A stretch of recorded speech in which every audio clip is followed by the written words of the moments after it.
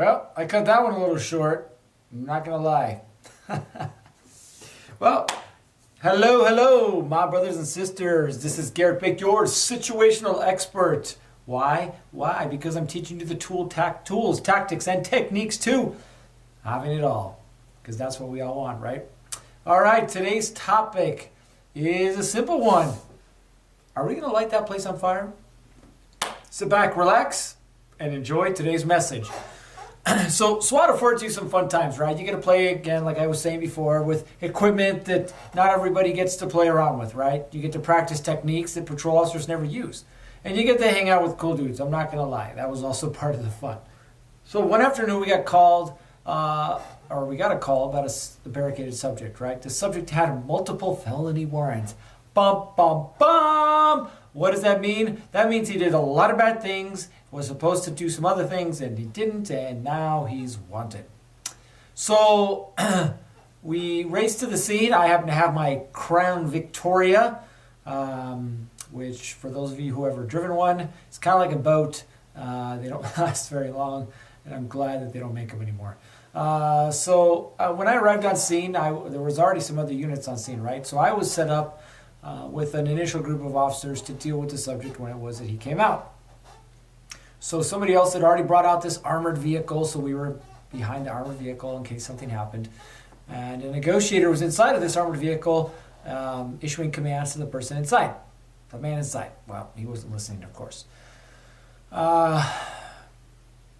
It's funny, little side note. So negotiators, I could never be a negotiator. Why? Because it's sometimes that you last an hour or two, maybe even three, like saying the same thing over and over and over again. John, come outside. John, this is the police department. You don't want to do this. John, la la la la la, and on and on and on. Not a big deal. You're making this harder than it is. We don't want to hurt you. Like, it just goes on, and I'm like, man, I would just be like, John, you're an idiot. You need to come outside now. But we probably can't say that. Anyway, so this initial negotiation went on for about 20 minutes. Nothing. No word from this gentleman inside. So finally, the SWAT commander issued another command. He said, flashbangs. Woo! You know how much I love flashbangs. I didn't get to throw one, but we deployed one. One in the front, one in the back. And off they went. Boom! Super loud. Like half the neighborhood woke up. Car alarms went off. Still no response. After about 5 minutes, he said, all right, time to take it to the next step. And the next step was deploying smoke rounds, gas rounds into the house, right? So these gas rounds, they have an interesting effect. So they fill the house with smoke, right? But they also have like a pepper spray like effect, meaning they burn and sting. So it's actually CS gas. So when it burns, though, it burns super hot coming out. Like, it can literally catch things on fire. We've had trainings where we've deployed these and caught things on fire. Not the best thing, right? A training scenario is usually controlled, but you don't want to catch somebody's house on fire. Not a good thing. One, for liability, and two, well, you're going to have to pay for the house that burns down. So we have this method about deploying these gas rounds where we try and make them hit off with something first before they land. So we try and angle them or aim them to where we think that they won't catch something on fire. So we aim for the top of the window so that it hits high and it settles away from the curtains and the blinds, right? So we deployed these gas rounds in the front and the rear windows of the house. At first, really it was hard to tell if anything had even happened, but soon you could see the smoke coming out of the house and these holes that we'd created in the windows. But after a while, there was enough smoke that literally it looked like the house was catching on fire. Like, it was billowing out of these windows and these holes. So we called for the fire department to show up.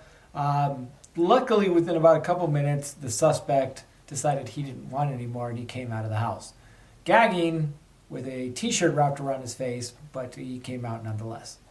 And then we just watched. We watched as more smoke came out, and I thought that the house was on fire and was going to burn to the ground. And I was thinking, ooh, I don't want to be the one that writes this report. But luckily for us, the house did not catch on fire. We just deployed too many rounds, and they enveloped the house. So right away, about 10 minutes, fire department of course, showed up. We borrowed these big fans that they had, and we were able to clear out the house of the smoke and make sure that there wasn't anybody in there and no serious damage. So the moral of the story is this: like, are you prepared? Are you prepared for when something goes wrong like this? When it doesn't happen the way you exactly expect it to? Because life, hate to be the one to admit it, never happens to you the way you really expect it to. Like, you're going down life's path. You're like, hey, life is good. I'm married. I got kids. I got this cool job. Da, da, da, da, da. Whoa, hey, where did that come from? Somebody hits you with a right uppercut, right? And all of a sudden, hey, you're out of work. You're like, whoa, whoa, whoa, whoa. Things were going good. Family, work, I was all right. Why did this come from, right? And so you're not prepared for that. Or you're going through life, and all of a sudden, boom, you got health problems. Where do these health problems come from? You know? Or you come through life, boom, your kid starts having problems.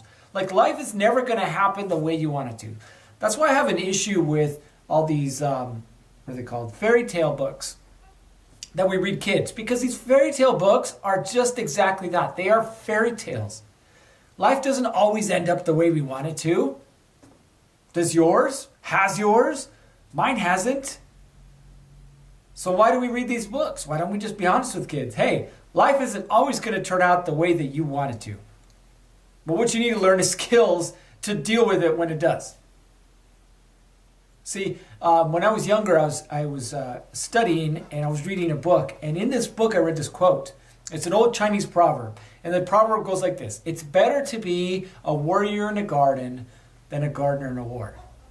Like, you don't want war to come to your door and you're trying to fight it with a broomstick. The odds of you winning that war, slim to none, right? But if you have these tools, tactics, and techniques, right? If you are a warrior, now you are prepared for war. You are prepared for when the guy comes with the right uppercut, or somebody takes a shot at you, or, you know, life happens. You've got tools to deal with it, right? The cool part was, this guy's in the house. He's wanted for multiple felony warrants.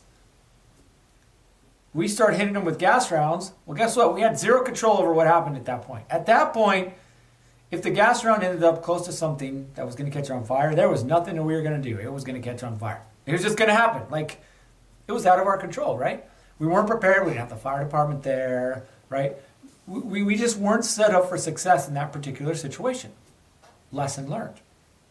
So ask yourself in your life, where is it that you've just been throwing rounds downrange, these gas rounds, right? And just hoping that something doesn't catch on fire. It's going to happen. All right? So is this across your body, your being, your balance, or your business? Which one? So write this down. One particular instance where you are completely unprepared. Like, if life were to hit you with a hard right now, that's it. You'd be done. But then start to plan out what you can do to start preparing for that, to eliminate that as being a liability for you. Because that's really what life is, right? You learn how to deal with things, or you learn how to prepare for things, so that when they come up, you're able to better deal with them. That's it. That's really all it is. All right, so that is it for today. I need you to do a couple things. One, I need you to like this, share it, and follow. I think that's called follow. Anyway, write your comments. I really like enjoying or seeing your comments. I like to interact with the comments. Okay? Follow us on Instagram and Facebook at Warrior Guardian. All right? And last but not least, stay safe. And we'll see you on the next one.